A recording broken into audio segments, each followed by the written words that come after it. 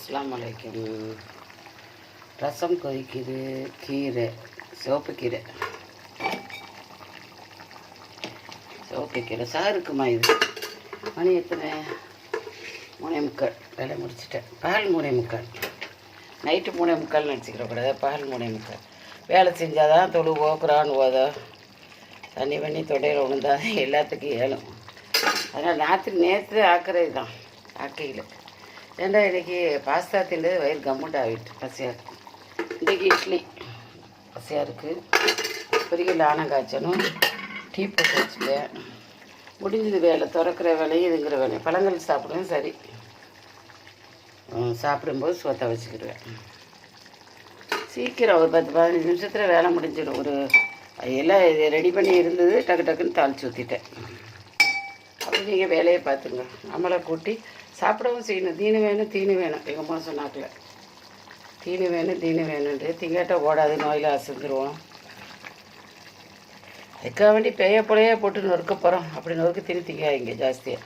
நல்ல கறிப்பிள்ளை ஆக்கி திண்டுக்கண்டோம். இது உம்மத்துடைய காலம். ரொம்ப உடம்பு பலகீனமான காலம்.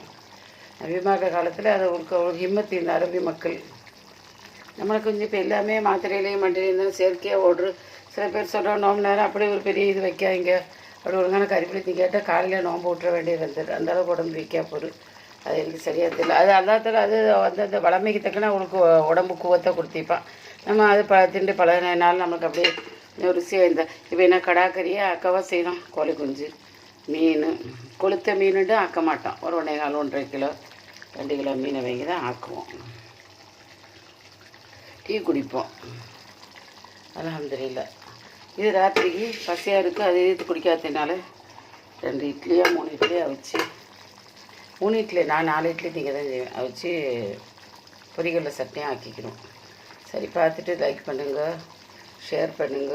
அதாத்தால பறக்கத்தான மாதமாக, சரீர சோகமுள்ள மாதமாக, தீன் துனியாவுக்கு எல்லாத்துக்கும் அந்த இல்லை ஏழையருக்கு தான தர்மம் கொடுக்குற மாதமாக, பிள்ளைகளுக்குலாம் வியாபாரத்தை அதிகமான பறக்கத்து வந்து வியாபாரத்துக்கு போய் நல்லா வியாபாரம் பண்ணட்டுன்னு துவா கேளுங்க.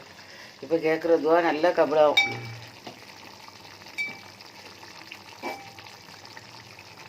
சோப்புக்கீரை அன்றைக்கி அரிஞ்சு வச்சுருந்தேன். அன்றைக்கி ஆக்கிட்டேன்.